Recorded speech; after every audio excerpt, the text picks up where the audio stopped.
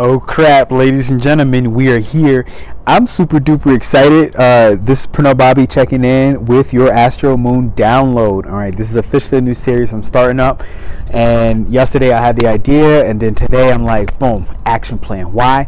We're in Aries season, okay? Why do you want to like and subscribe to this? Well, I'm pretty much giving you the fucking future every single day and allowing you to use what you know is coming, not as a precise like this is going to be your life, but more so like, look, if you knew a little bit about what the energies might present on the day, on the week, on the month, you will be a little bit better able to adjust, all right, at these new starts. Okay, Aries season is already speaking about new starts.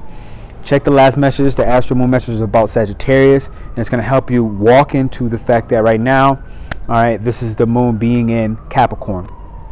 When you put the sun and the moon in both cardinal signs, you have a lot of forward pushing energy. Okay, I might even say in some awkward ways you might want to push forward more on this Cap moon with the Aries sun, even than Sag and Aries, which the fire and the fire. So you might have, some of you might have felt really super duper enthusiastic, but it might have been about like really solving problems of your perception on the truth in Sag. Now, what's different about this in Capricorn, what I feel like is happening right now is a couple things. One, there is a square, okay, between Aries and Capricorn. So you should expect, and when I check the houses, Capricorn Moon will be in the 7th house, and then the sun of Aries will be in the 10th house. Great place for your career, great place for those new fresh starts and how you show up and what your reputation looks like. But there's going to be some contrast. There's going to be some tension between your emotional world and the resources that you have, Capricorn, and the resources that you use, Capricorn, especially when it comes to your friendships, your business relationships, and your romantic interest. Okay, each one of those things with a Cap moon, what's important to recognize is a little melancholy is always present. All right, so you're gonna have a little melancholy present that will kind of want to dampen and shape the career. Okay, and I'm checking and doing this from Mexico City, so understand that you have to apply the coordinates because that house may change, but at least where I'm at in the time frame I chose and when the message is going to come out is looking like 10th house Aries. So you know, that little melodrama that Capricorn has, that depression when it doesn't have the version of success, the version of its new fresh start today, right now, because it is the mountain goat, so it sits at the top of the mountain and it kind of looks down. All right, Aries kind of being at the bottom of that, starting things up. Cap being at the top of that. These are both boss type energies. They're both boss type mentalities. Aries being the baby boss and Capricorn being the big boss. Okay, Capricorn's a little bit less flexible, okay, with that earth element rather than the Aries. So you in that new fresh start you see coming with your career might have that tension with the actual time that it takes for that to happen. All right, with Capricorn being the earth, it takes more time and it's willing to invest in a methodical plan and devise a long-term objective goal, which Aries is great at when it comes to goals and seeing in the future. So I see this how them coming together because Capricorn has the ability to actually make the method, make the plan, and Aries has the energy to go ahead and see the vision. All right, even though it may be a little bit less patient, Capricorn is patient. So any tension you feel while the moon is in Capricorn, this is what it's looking like. Now, on the more positive note, what this is also presenting, and the last time this happened to me, I got paid big. I got paid big by surprise. Uranus, okay, and Taurus, which is talking about money, as well as your land and your resources. Some of you might magically just get land. I'm not kidding you. Some of you might magically just get the end on an investment, on whether it's money or whether it's actually real estate or land, or whether it's I could even say something to do with like you implementing in your dating and romantic life new foods, okay? Because food is part of Taurus, and that shocking element, that revolution that says, look, we need your body to go through this molecular and this futuristic upgrade so that you, when you eat these foods, you'll be able to, with your partner, okay, let's say this is in a romantic sense for this instance, with your partner, it'll bring you a certain emotional stability. All right, being that 7th house Capricorn Moon. But this could look different. This could look like business, all right? So where honestly, kind of what I really foresee for myself and just like talks that been happening behind closed doors is like, look, like this could look easily like because Taurus will be in 11th house, which is again a rapid house of development of your gains, okay? The moon will be at 11 degrees in Capricorn, rapid developments of your emotional well-being and what you know you need as for what you want to use. When you really put the plan together, you can actually sustain the rapid development of the resource that you get to use. Okay, resources is not just money, it's not just food, it's not just your real estate or your property, your housing or your land, agriculture. It's a lot of things. So you have to understand what resources mean for you. This scarf is a resource, okay? It protects me when I go to the desert. These glasses are a resource. It protects my eyes. So understand that resources aren't as simple as that, but it's a lot of things. But what I really do foresee is some genuine rapid fucking developments when your friends, okay, especially your more individualistic friends, any friends that you have that's more individualistic, somebody that is likely already stable on their own, financially already stable when they have their home, already stable when they have their life set up, one of these type of big wealth friends are likely to go ahead and partner with you so that you can kind of contribute and build on your legacy on this Capricorn new moon. The key with this is with that 10th house in Aries and the sun, what we realize about our career and about our image, about ourselves, futuristic, fire signs, visionary, seeing forward in the future, is that it's going to take a partnership, a grounded partnership, something that again can see top down from a higher level, maybe even than you. And the tension may be you having to really watch and check your ego. The sun is exalted in Aries, so the ego is really big there in a sense where it's very young and it's naive. Okay, so you have a 0 to 2-year-old Aries with a young naive realization about what they want their career and their image, their social image, their reputation to look like. This can really irritate who might be investing in that vision of the future you have for your reputation.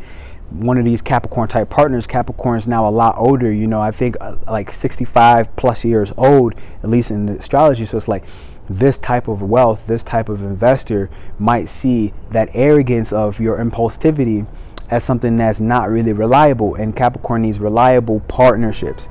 So that's where the tension may happen. So what I'll say is slow your fucking roll, okay? There's only one Aries in the sky. You feel a little bit of that spark, but it ain't there yet, okay? We still got a lot of Aquarius energy, Mars and Venus and Aquarius thinking from the bottom up, Capricorn energy, top down approach, but very old, very wise, all right?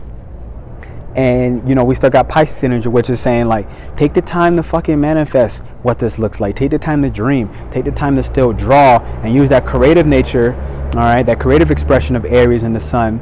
So go ahead and map that future out with like some time and escape, all right? Don't push the note too heavy right now. You might get excited, but understand that Aries visionary, this is something that I see as partly contributing to your vision in the future. You're going to get some little symbols and some little signs of what that future development will look like when it comes to that big wealth friend or investor coming through for you, as well as that grounded, reliable partnership who may bring a little melodrama, but it's okay.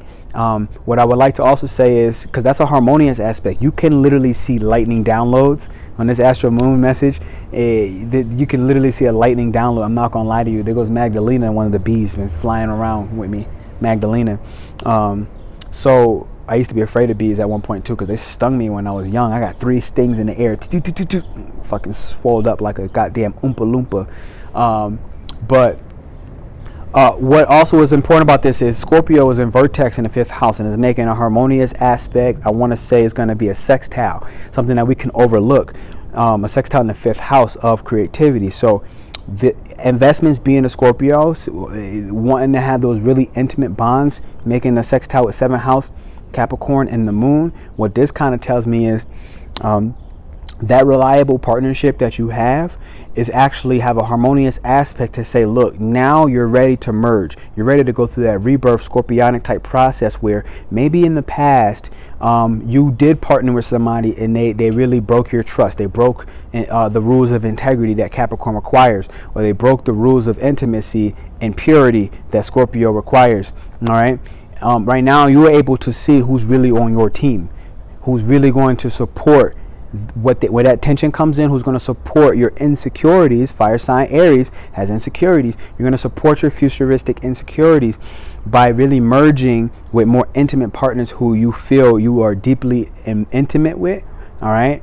Not necessarily just romantically, but also platonically. 7th house in Capricorn, platonic intimacy, business intimacy, friendships, okay? But also romance, okay? This could be still a romantic partner, especially with the 5th house. This is the non-committal stage of romance. So somebody that you're currently in a non-committal stage of romance with, this motherfucker might be your investor. They might be your big win ticket that takes you from a place of really being like on the fucking starting line and wanting to go and jump out there. I want to be more active, but I have my iPad resting on the ledge, so I'm not really trying to play that game. Check out my little 1924 location.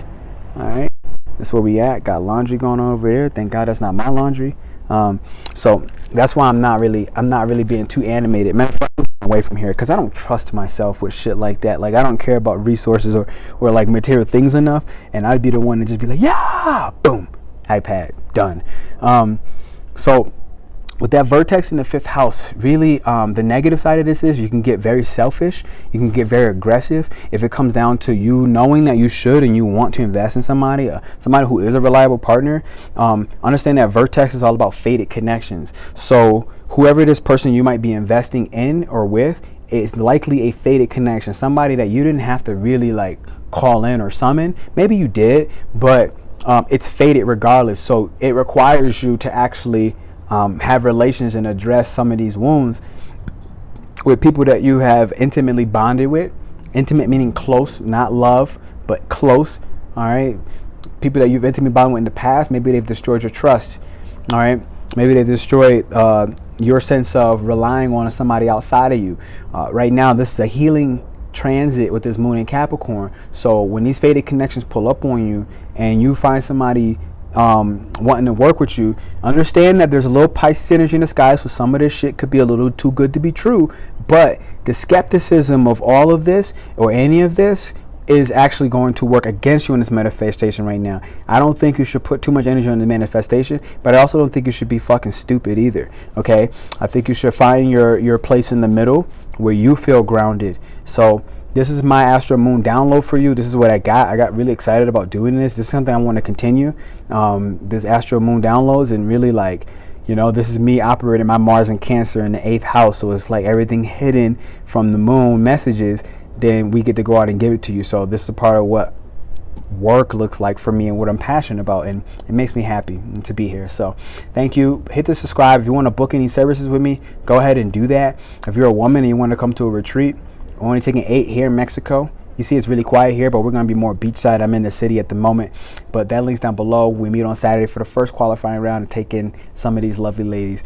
I will see you soon. I love you, and subscribe.